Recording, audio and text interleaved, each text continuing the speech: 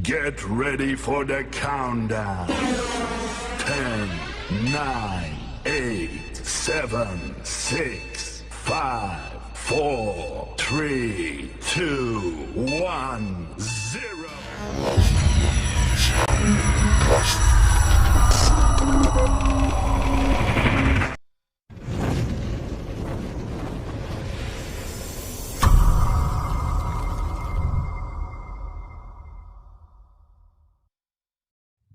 Assalamualaikum warahmatullahi wabarakatuh.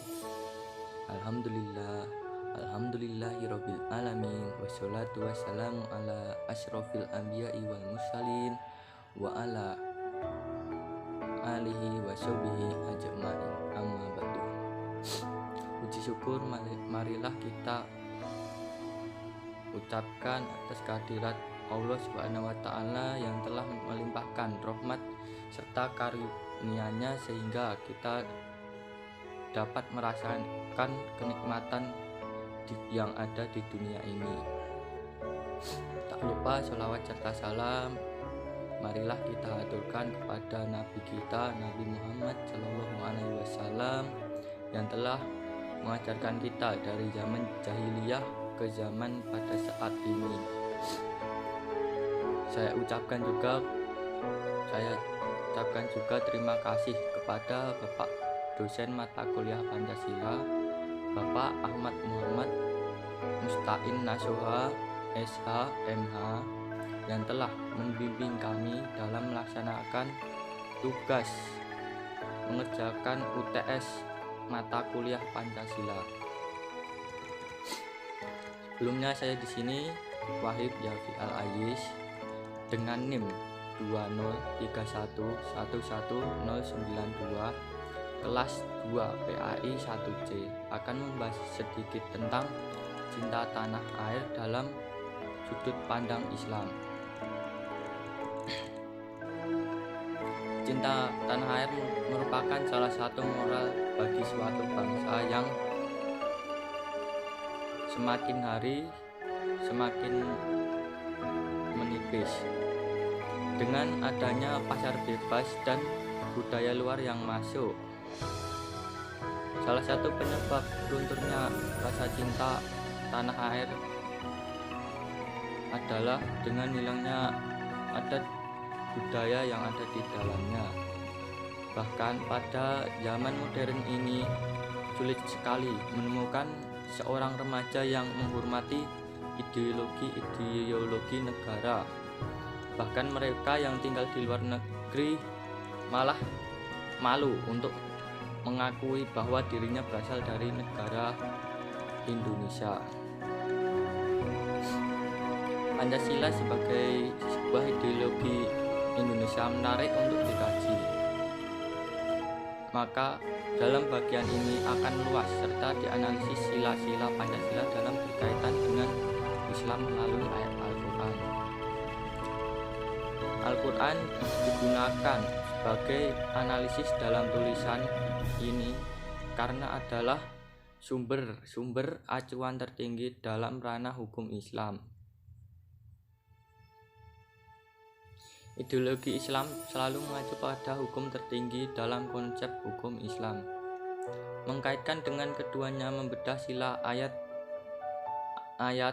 memiliki tujuan untuk melihat titik taut. Selain itu juga dikaji apakah terdapat benturan filosofis di antara keduanya.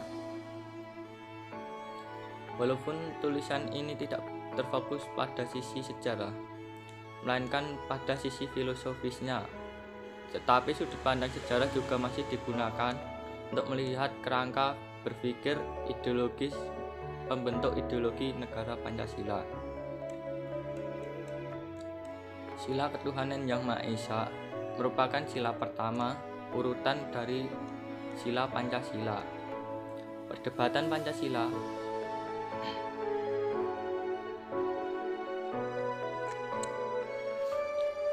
Pancasila yang memuat nilai ketuhanan menjadi mengemukakan ketika muncul pertanyaan yang mendasar. Secara historis, kultural bangsa Indonesia telah mengenal konsep Tuhan melalui beragam cara. Sejak masa penyembahan roh, arwah, dewa yang mengacu pada konsep politeisme hingga pengakuan tunggal atas Tuhan atau monoteisme. Jiwa semangat religius manusia Indonesia sejak dahulu yang mengakui Tuhan dalam beragam keyakinan menolak paham ketiadaan Tuhan atau ateisme dalam kehidupan manusia. Ketiadaan Tuhan mengandung makna bahwa manusia tidak membutuhkan kekuatan di luar dirinya. Manusia berbuat dan berkehendak atas kehendak dirinya semata-mata dan menolak eksistensi dan peran Tuhan bagi dirinya. Ketika ia menyembah serta memohon bantuan pada kekuatan di luar dirinya, maka ia telah menuhankan kekuatan tersebut, baik roh, dewa, pohon, bebatuan, dan sebagainya.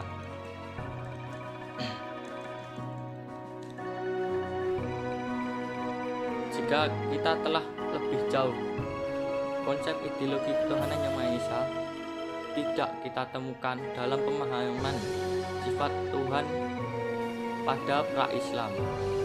Sifat Tuhan pra-Islam dalam pemahaman animisme, dinamisme, kemudian bergerak masa Hindu-Buddha yang menyembah banyak dewa, tidak mengilhamkan nilai ideologi ketuhanan Yang Maha Esa.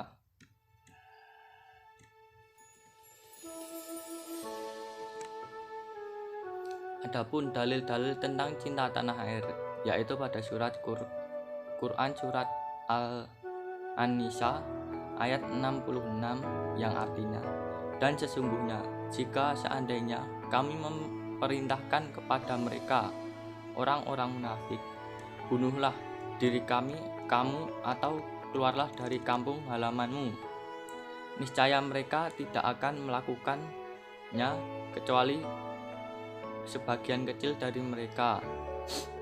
Yang kedua, Quran surat Al-Baqarah ayat 191 yang artinya, dan bunuhlah mereka di mana saja kamu jumpai mereka, dan usirlah dari tempat mereka telah mengusir kamu atau Mekah, dan fitnah itu lebih besar bahayanya daripada pembunuhan.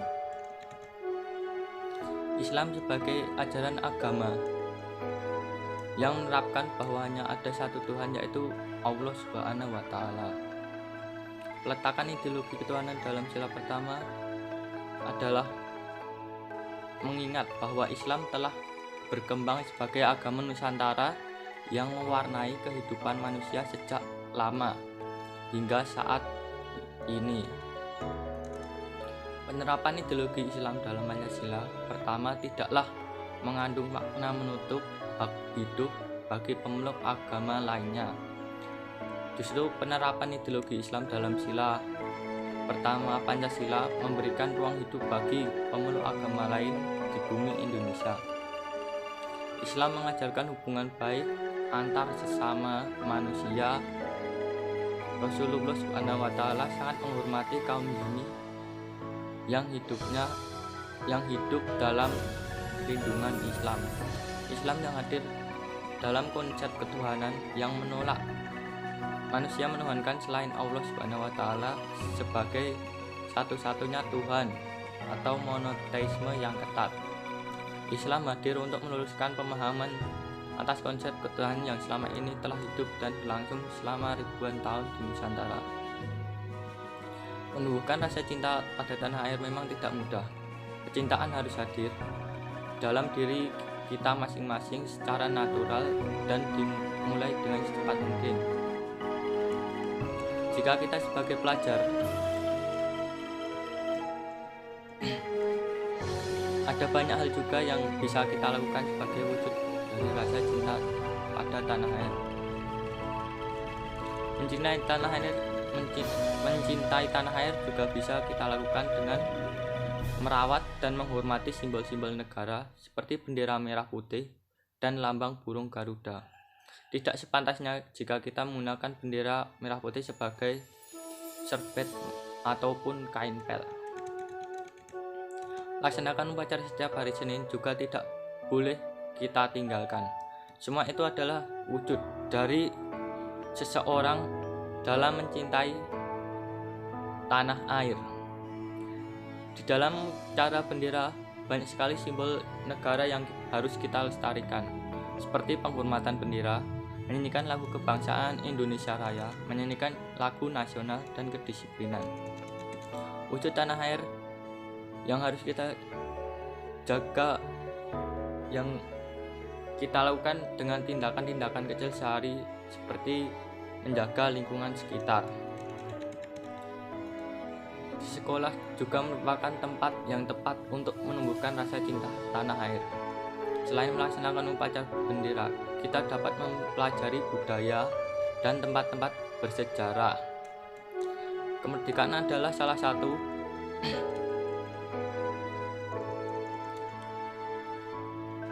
bentuk dari dikukuhnya kedudukan di muka bumi. Bangsa yang merdeka artinya bangsa yang dikukuhkan kedudukannya di muka bumi. Adalah ia yang terbebas dari zaman penjajahan. Maka ketika sebuah kaum, sebuah bangsa, ataupun seorang yang dikukuhkan kedudukannya di muka bumi sebagai bentuk syukur, itu adalah sebagai bentuk syukur. Sholat itu juga dapat membangun jiwa, karena dengan sholat itu mencegah seseorang dari perbuatan keji dan mungkar. Tapi bagaimana membangun jiwa penghuni gedung? Sejauh apapun kalian menuntut ilmu, baik di luar negeri maupun dimanapun, maka jangan sampai kamu lupa dengan tanah airmu sendiri. Mencintai tanah air itu sebagian dari iman, karena hukum mencintai tanah air adalah wajib dan merupakan salah satu kunci kehormatan kita dalam negeri kita sendiri.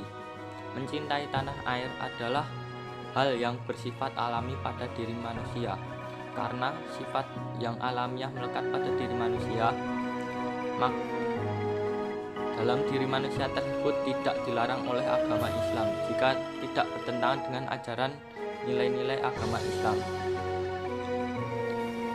Kita sebagai generasi muda maupun mahasiswa memiliki 5 sikap mencintai tanah air, yaitu belajar dengan sungguh-sungguh.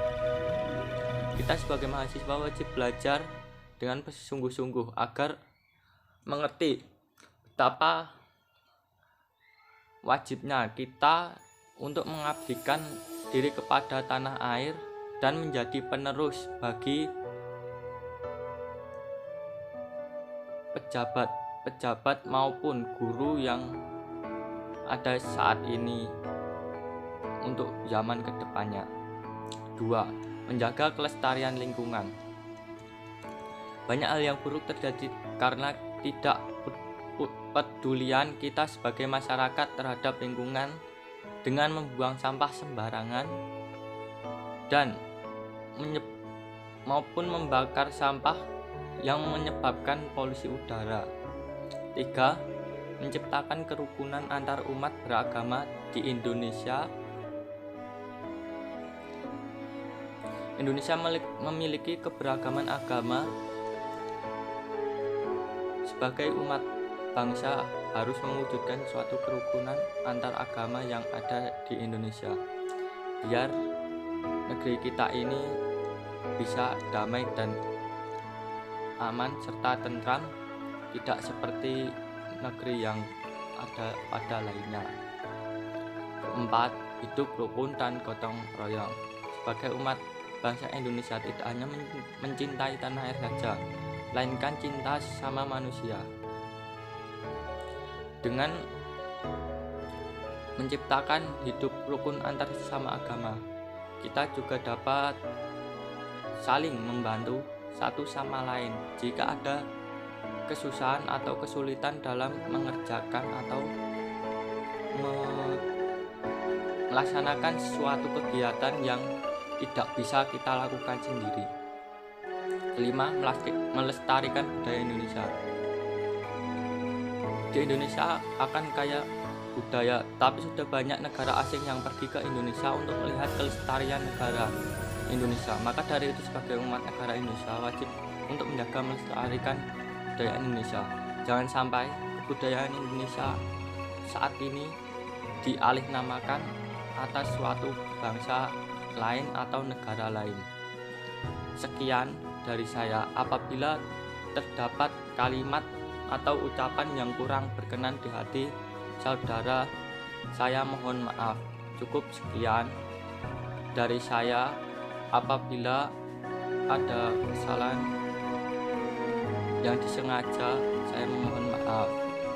Marilah kita tutup ceramah ini dengan membaca kafaratul majlis.